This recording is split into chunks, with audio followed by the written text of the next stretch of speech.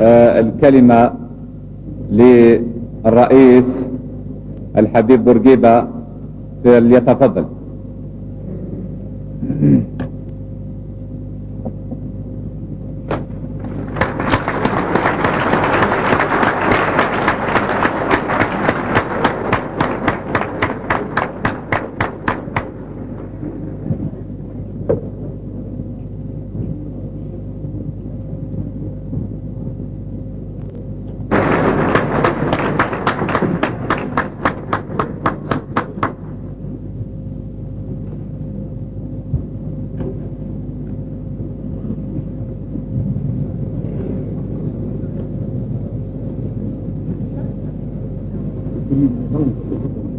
من العادة أن الكلمة تؤخذ من منصة الخطابة، ونظرا لصحة الرئيس فقد طلبت منه أن يأتي إلى هنا لكي يستطيع أن يلقي كلمته، فليتفضل.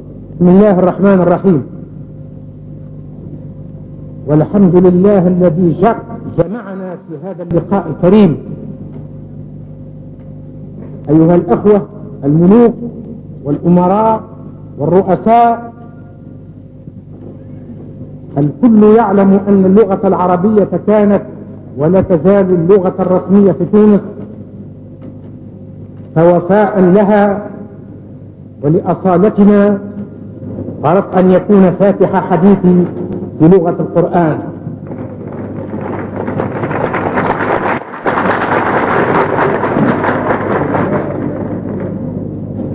وتقديرا منا للأغلبية من أخواننا الحاضرين، وسعيا في الجدوى المقصودة من أعمالنا المباركة هاته، أستسمح أخواني الناطقين بلغة الضاد بأن أواصل حديثي باللغة الفرنسية مع شكر للجميع.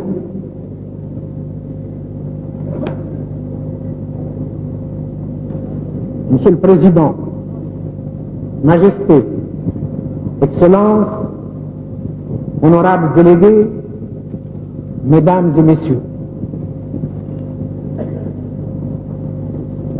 c'est un honneur pour moi que de me trouver une fois de plus dans cette assemblée. Mais depuis ma dernière participation au sommet du Caire en 1964, peu de changements accomplis et peu de changements en cours, y compris dans ce mouvement des pays non alignés, qu'avec le maréchal Tito et quelques autres frères, nous avons lancé lors de notre mémorable rencontre de Belgrade en 1961. Que cette fois nous nous rassemblions dans cette glorieuse cité. Il y a là, Monsieur le Président et cher ami, l'hommage solennel à cette bonne terre d'Afrique, si riche d'enseignements, et à ce peuple toujours remarquable de noblesse. Hier, lorsqu'il combattait si farouchement pour l'honneur et la vie, et aujourd'hui, en accueillant si fraternellement et si chaleureusement ses vrais amis.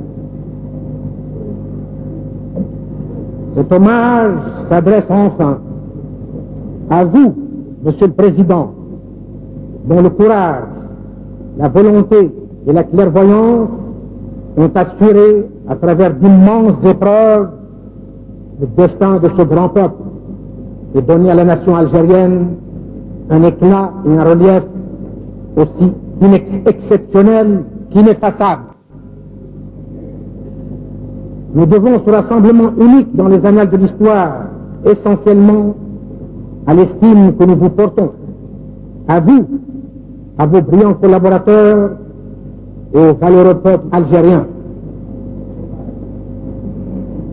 Permettez-moi, Monsieur le Président, de vous dire aussi avec quelle émotion je retrouve pour la seconde fois cette belle capitale et combien je suis impressionné par ce que je vois et par ce que je devine. C'est que je n'oublie pas, la Tunisie n'oubliera jamais la visite que pour la première fois j'effectue en Algérie il y a seulement un an. Nous n'oublions pas non plus que quand l'Algérie n'était pas tout à fait en Algérie, mais là où l'a porté le courage et les sacrifices, sur le littoral méditerranéen comme dans les confins du Sahara, dans les plaines et les montagnes comme dans les rues d'Alger et les villages dispersés. Nous n'oublions pas non plus, dis-je, que la vraie Algérie était avec vous en Tunisie, Monsieur le Président. Vous montiez alors la garde sur les frontières de la mort, sans cesse harassant les lignes humoristes de triste mémoire, pour les percer souvent, pour les détruire enfin, et pour apporter à notre profonde et virile fraternité le puissant ciment de l'épreuve et du sang. Vous souvient-il qu'en ces temps, aujourd'hui si lointains, des Français de France, et qui comptaient alors, fulminés contre la Tunisie, ils nous rendaient responsables de tous les malheurs de la France, les uns appelés à user contre nous de la force armée pour exercer ce qu'ils appelaient le droit de suite, les autres invitaient les troupes françaises d'Algérie à pratiquer ce que leur jargon imagé désignait par la charrue longue, tandis que les plus illuminés menaçaient de coucher avec leurs bottes dans le lit de Bourguiba. Tout cela appartient au passé. Je ne l'évoque que pour souligner ceci. Hier, nous avons combattu avec honneur et loyauté une certaine France. Au nom de ce même honneur et de cette même loyauté, nous entretenons aujourd'hui avec la France de toujours des rapports d'amitié et de coopération exemplaires. J'évoque ce passé pour souligner également combien chaque événement important dans l'un de nos deux pays a de retentissement dans l'autre. Aussi, depuis toujours, l'histoire de l'Algérie touche-t-elle très profondément les cœurs des Tunisiens. Nous avons ainsi appris les mêmes vérités dans les mêmes épreuves et souvent dans le même sang versé pour les mêmes causes. Nous avons beaucoup souffert pour savoir qu'entre toutes les valeurs de l'esprit et du cœur, les plus fécondes sont celles qui naissent de la communion et du courage.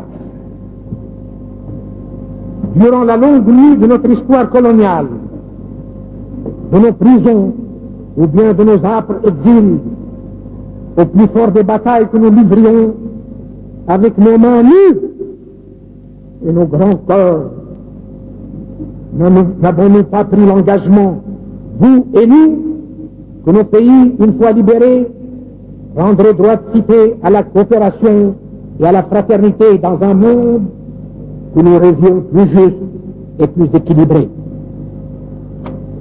Notre conviction était et demeure que le peuple qui aime la vie jusque dans la souffrance et la mort ne peut qu'engendrer noblesse et générosité. Il ne peut donc que lutter pour la liberté et la justice, militer pour la paix et l'harmonie. C'est parce que nous pensons que chacun de nous ne sera jamais plus grand que lorsqu'il est pour l'autre. C'est parce qu'à chacune de nos rencontres, notre fraternité d'armes s'est amplifiée et notre communauté de destin précisée, qu'aujourd'hui, vous et nous nous imposons déjà dans la région comme une force de paix et de progrès.